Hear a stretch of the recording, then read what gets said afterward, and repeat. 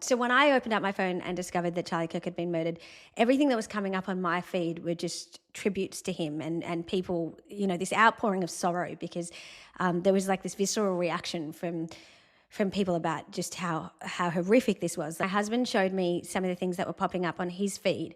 And there were these TikTok videos that people were making, just these really unhinged lefties celebrating the death of Charlie Kirk, saying this was a great day. They were laughing, doing like dance memes. It was so vile and gross. And I immediately posted to social media to speak to that, but also to speak to the fact that our response to Charlie Kirk's killing has to be two things. Like, one, we need to reaffirm our commitment to robust debate and civil dialogue and public discourse, not violence, as the response to our disagreements, which was something Charlie always stood for. Like the incredible irony of all this is that he stood for public debate and they couldn't win the arguments, they killed him. And yet now what we all hope is that it's going to unleash like a generation of people of Charlies, like that's what we're hoping, that this will actually be the turning point in our culture. The second thing I said was there's a natural reaction to want to retreat. And I felt it in that split second when I saw this had happened. The first thought I had was, I can't do this. This is just too scary. The cost is too high. Something one of my daughters had always said to me was, Mum, I used to feel really scared because I know how many threats you get. But when I thought about it, I thought, you're not, God's going to keep you safe because you're called to end abortion. And I know God's going to keep Dad safe because you couldn't do this without him. And so when I saw this had happened to Charlie, kind of my first thought, I guess, was, well, like none of us are safe, like if this is how the left responds when they can't win the argument, they just end it with violence, then none of us are safe. And my second thought was like, how do we even tell the children? And we didn't tell them before school because I just didn't even have words to put this together, because I knew that even though they didn't really know Charlie, they would see this as being about a potential threat to me. Thankfully, they didn't hear about it at school. And so once they came home from school, we were able to talk about it a little bit with the older ones. And I am very glad. Like, I don't want to get into the gun debate. And I think there's contextual things about the US that make this different. But one of the things I told the kids was, I'm very glad that, when John Howard was Prime Minister, he was very courageous in taking on the gun lobby, and we just don't have the same access to guns in Australia. So the chance of someone taking a gun out and killing Mummy is incredibly slim. It's never going to happen. And it was good to be able to tell them that, that this is very different here in Australia. So anyway, it wasn't just extreme leftists, like unhinged individuals with clear mental illnesses on TikTok saying they were glad that Charlie Kirk had been killed and they were celebrating it with, dance parties. It was actually the darlings of the left. And in particular, one of the people to come out first to speak about, celebrating what happened to Charlie Kirk is pseudo-intellectual Hannah Ferguson. So I first encountered Hannah Ferguson earlier this year on SBS Insight. She was there to speak about how abortion is incredible, how she had an abortion, she decided to have an abortion in less than 30 minutes, how, there's such a shame imposition from people like me and others who would dare criticise that decision. So she was, there as the abortion poster girl, and then I was there as the person speaking up for the rights of these babies, and for genuine care and support for their mums and their dads. That was my first encounter with Hannah Ferguson, and I guess a real eye-opener in the fact that someone like her, who is speaking into our culture in a way that suits the orthodoxy of the left. So the universities, the mainstream media and politics, there's an orthodoxy in favour of abortion. And, Hannah's speaking into that. And so not only did she get to go on SBS Insight and get cut in a way that made her look like the hero, not the villain, which is what she actually is. Because to be clear, what she said on that show was, I found out I was pregnant, and in less than 30 minutes, I made a decision to kill my child, and I'd booked in the appointment with the hitman. That's what she said.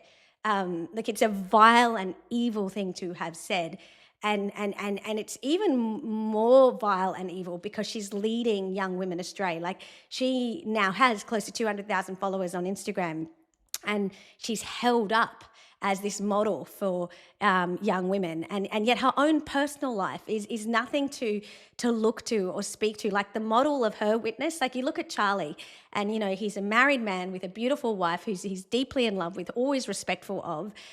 They've got 2 lovely children.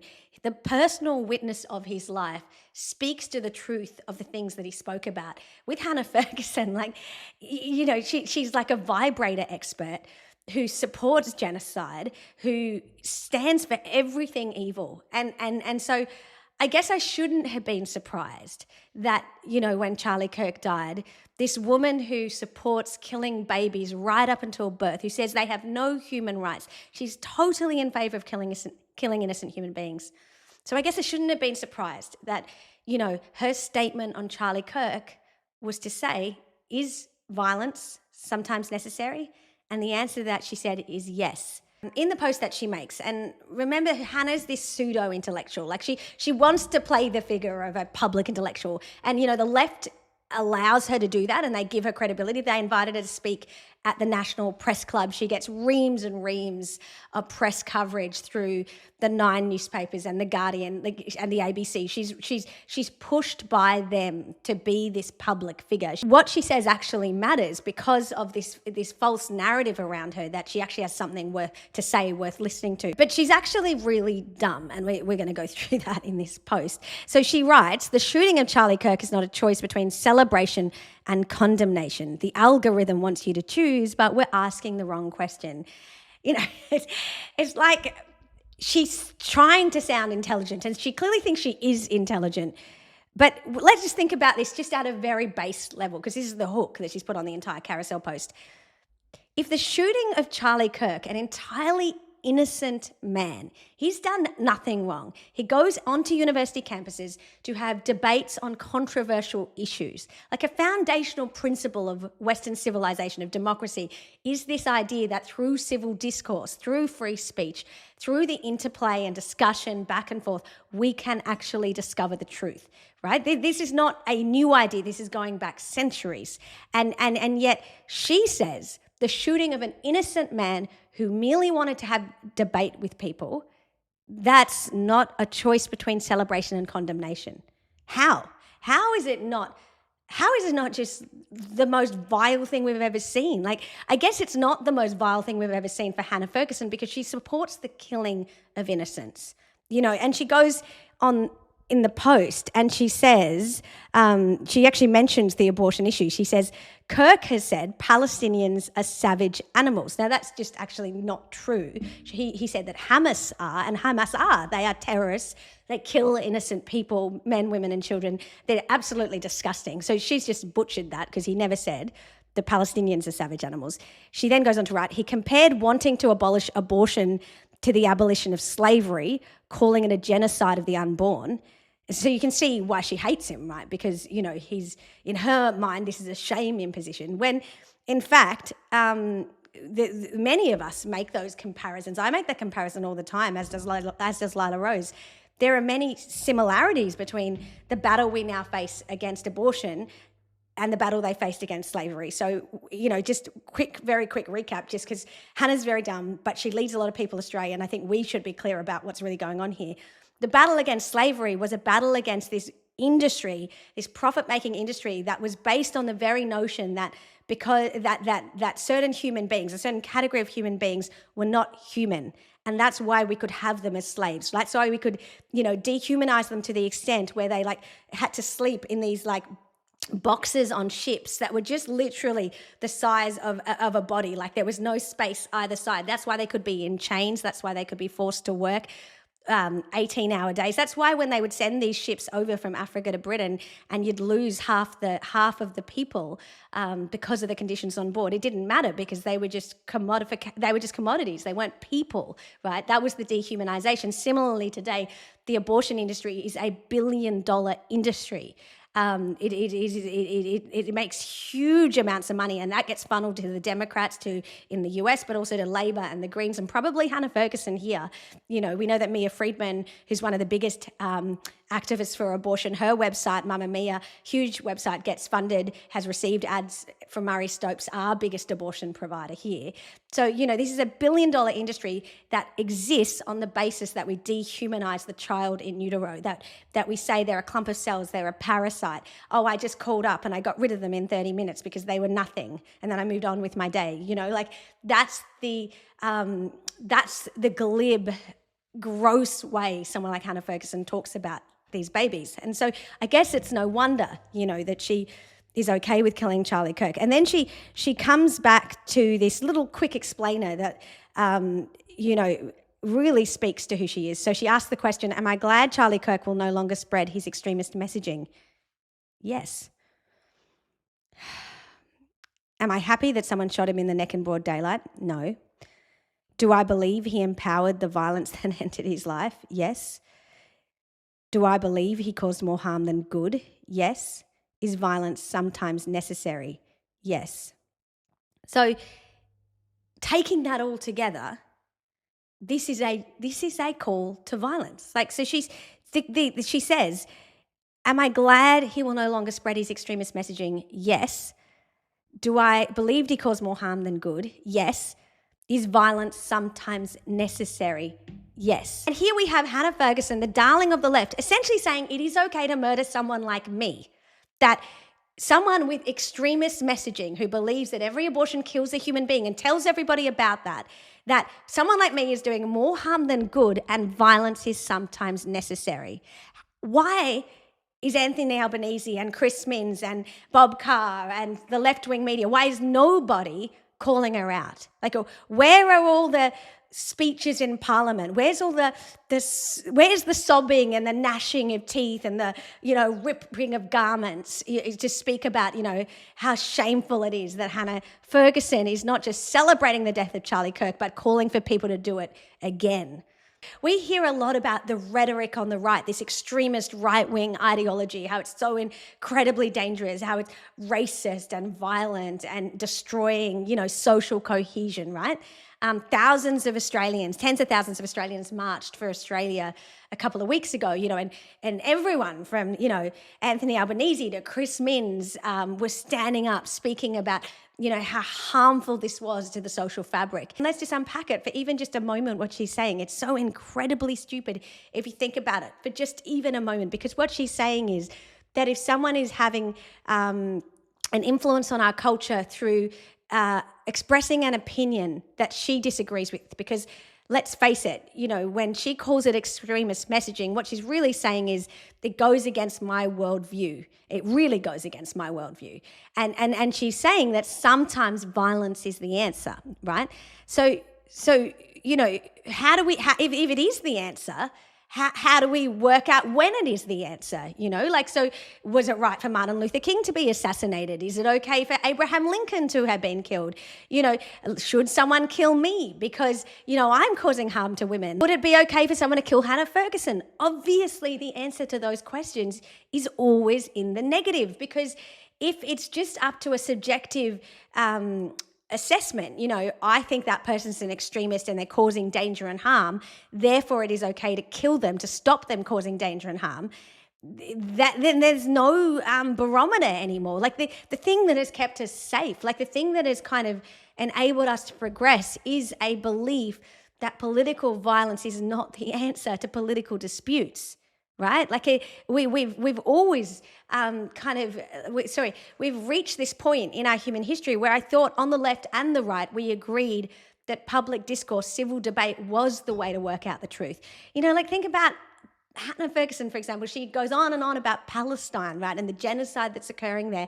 And yet she would probably think it's okay to kill the people of Palestine for their homophobic, transphobic views, because most of these people are practicing Muslims and they believe there's two genders, and that, they would not have any of the same, radically left beliefs that Hannah Ferguson has. So, this just doesn't even make sense if you think about it for even a moment. She goes on to say, there are incredible perspectives from people of colour that we must bring to the forefront of this discussion. One of the most powerful is from Ashton Berry, known online as the Collectress, who posted the threads. There is no place for respectability or the morally righteous when it comes to revolution. It is disingenuous and out of alignment when the tenets of solidarity for so many of you continue to centre your personal desire for liberation without a framework to get there, and in a political reality where violence is the dominant communication format.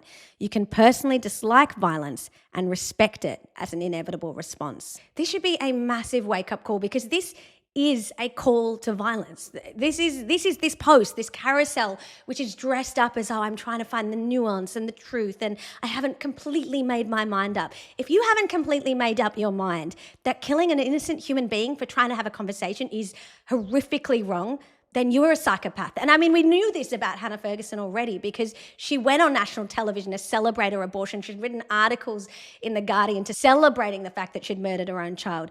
You know, I talk a lot about the fact that I don't want to judge women when they have abortions, because I actually believe that we live in a culture that has greatly abused them with the lie that this is healthcare. And I recognize that we're at a point in our culture where there's just been such aggressive brainwashing from the left on this issue that abortion is healthcare, abortion is pro-women, abortion is just ending a pregnancy. You know, I get that, you know, there's a lot of women who've kind of been funneled into it, right? They've been taken advantage of by this preying industry. You know, Mari Stopes advertises on young women's feeds, and it's just disgusting, right? This money-making enterprise. But Hannah Ferguson, she's a different kettle of fish altogether.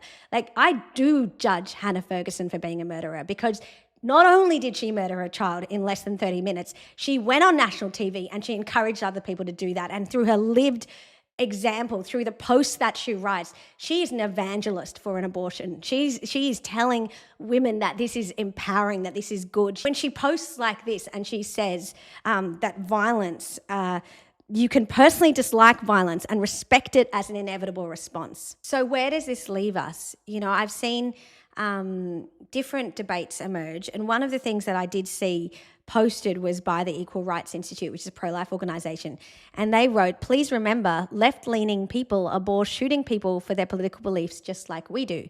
This is not a left thing or a right thing, that's a human thing." And I want to be clear, that is the wrong take. I actually think what we need to be really awakened to now, like if this is truly to be a turning point for us, we need to see this for what it is. The killing of Charlie Kirk is the natural next step in a philosophy that celebrates and glorifies violence, which is the Hannah Ferguson philosophy, the philosophy of the left. You know, if you think about something like abortion, which is violence, like there's no other way to put it, it's the violent dismemberment, brutal killing of an innocent human child, right? And in the name of human rights, apparently, according to the left.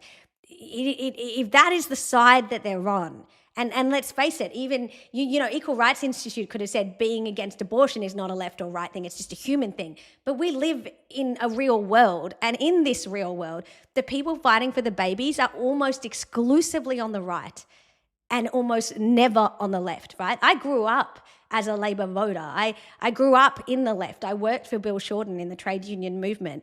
But I stopped voting Labor when I realised how embedded they were in abortion, how much Emily's List, this pro-abortion faction, was the biggest faction in the party, and yet you never even hear about it when they talk about factional wars. I stopped voting Labor when I realised that they were so deeply embedded in a Marxist, communist, socialist ideology. You know, that is the faction that our Prime Minister Anthony Albanese is from. That is the ideology that people like Hannah Ferguson have. That is the ideology that most academics, people in media, that's what essentially they are pushing, right? Bob Carr and Dan Andrews were invited to Tiananmen Square to celebrate the Chinese Communist Party. They both accepted the invitation, and it was only when, you know, Bob Carr started copping some flack that he didn't go. Dan Andrews went though, and, you know, they're still building statues to him in Victoria. Like, this is how deeply embedded the left is with this evil ideology that not just believes in slaughtering innocent human beings in the womb, but they actually advance the killing of innocent people like you and me,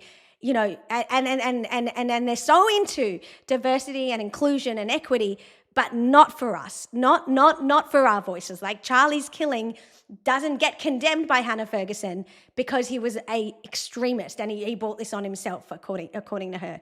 You know, so our response can't be, this is not a left or right thing, it's a human thing. Actually, this should be the moment where the scales are lifted from people's eyes. You know, like I think a lot of young people that, you know, I encounter a lot through my work at a university, I think they feel like they have to be on this side because it's just the side that, you know, seems like the cool side when you're young. But this should be a moment where it's crystallized for us. This is not the cool side. The left isn't the side of justice or human rights or compassion or empathy. You know, like it just isn't. It's the side of violence. It's the side of destruction. It's the side of monstrously evil justifications of killing a dad, you know, who had 2 kids and a wife, and killing him because he had a conversation, because he had conversations, and because he was extraordinarily effective at having those conversations. You know, I get death threats all the time, and I posted this one. We've had quite a few more than this, but this was the first one I ever received, so it kind of stuck out. It was on a condolence card. Like, how sick is that to send this to the law firm that I consult for with my name on a condolence card that you send after someone's died? And it said, "Shut your fucking hole if you don't want your 5 children to be orphans." Now, Hannah Ferguson could easily have written that post about me. She could have asked those questions that she asked about me. She could have said, "Am I glad Joanna Howe will no longer spread her extremist messaging?" Yes. Do I believe she caused more harm than good? Yes. Is violence sometimes necessary? Yes. You know, like Charlie's no different to me or you or any of us that just want to have a conversation on these issues that matter. And the fact that Hannah Ferguson can make that post and we're not all screaming about it, like the media's not screaming about it, our political leaders aren't screaming about it, it tells you something about where we are. So where does this leave us? I think we cannot, if you are a person of faith or a person that actually believes in truth and goodness and justice, you cannot be on the side of the left. If you are a Christian leader or a leader in your community, you cannot be silent. It took South Australia introducing abortion up to birth in 2021 for that to be my crystallizing moment to speak up. You know, I guess I'd kind of like entertain this idea of being progressive, you know, throughout my, you know, teens, 20s and 30s. But when I guess like it took that moment when I realized like a baby right up until birth had no human rights, and that was the side I was on. It took that moment for me to go, well, I can't be on that side, and I actually have to put everything on the line to speak into this. I hope that this moment in our culture where Charlie Kirk has been brutally killed, an innocent man, you know, just for speaking the truth, I hope that is the crystallizing moment just for millions, right? Because, you know, Hanah Ferguson shouldn't just be despised by us for the fact that she's calling for violence for her political enemies. She should actually go to jail for this. Like, this is an explicit call to violence. You know, all of these like so-called leftist politicians, like Jacinta Allen and Chris Minns passing like hate speech laws, you know, for hateful speech. Like, this is actual speech that legitimizes and calls to violence from a person with a huge platform. You know, that's what this is. And I think for each of us, you know, the time for like dialogue is over. Like the let's sit down with these like leftist politicians and like chat about how we can amend their like grossly evil laws. Like, you know, let's write them a letter and tell them, you know, that they really need to like see this argument and that argument. This actually calls for a wholesale rejection of everything these people stand for. We are no longer buying your BS. There are 2 genders. God made them male and female. That's whether you believe in God or not, biologically, there are 2 genders. We're not buying your BS that we're being uninclusive and judgmental just because we say that.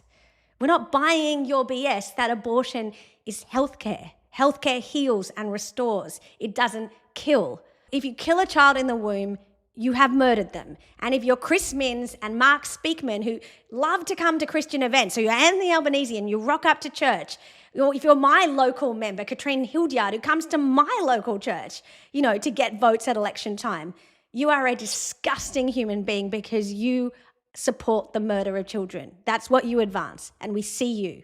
We're not buying your BLM garbage. We're not buying your faux moral outrage that, Jacinta Price is a racist because she said that Labor's importing Indians and Indians vote Labor. They do vote Labor. 85% of them vote Labor.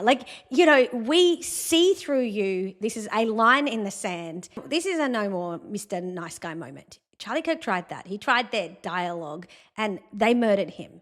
But you know what? They can't murder all of us, right? This is the strategy I've been employing from the beginning, the strategy I'm trying to get you guys on board with in this video. From the beginning in doing this pro-life work, I've come out and I've just called a spade a spade. I've refused to buy into their BS. Every time they try to cancel me, I've never apologized. They call me a bully. They call me a lie. They dress up all these lies and then accumulate them to ban me from the parliament, without any fairness or due process. I never back down because I know that I'm on the side of the truth. The time for buying into their BS is over, and we actually need to stand up. They can kill one Charlie, but they can't kill millions. And, the reason that this is the moment, this is the turning point, is because our culture and our future is at stake. This Wednesday in South Australia, we will have a rally on the steps at 5:30 p.m. to stand against the evil of abortion up to birth in this country. The Premier, Peter Malinauskas, he says it's not a big issue. It's not a concern of people in this state. He claims to be a Catholic. Vincent Tarzia, another apparently practicing Christian, he's been so scared to front the media on this issue ever since we announced the bill that he hasn't even opened his door. Just releasing a written statement that's as lukewarm as anything. These people, they're just gross and pathetic and lame. But you know what, guys? We need to show that we stand for the truth, that we stand for the babies. And we can even ask the question, what would Charlie do? He would say, the time for courage is now. So I look forward to seeing you next Wednesday on the steps of the South Australian Parliament at 5:30 as we fight for these babies. We remember Charlie's legacy and we speak up for the truth and for our country. Thank you for watching, and I'll see you next time.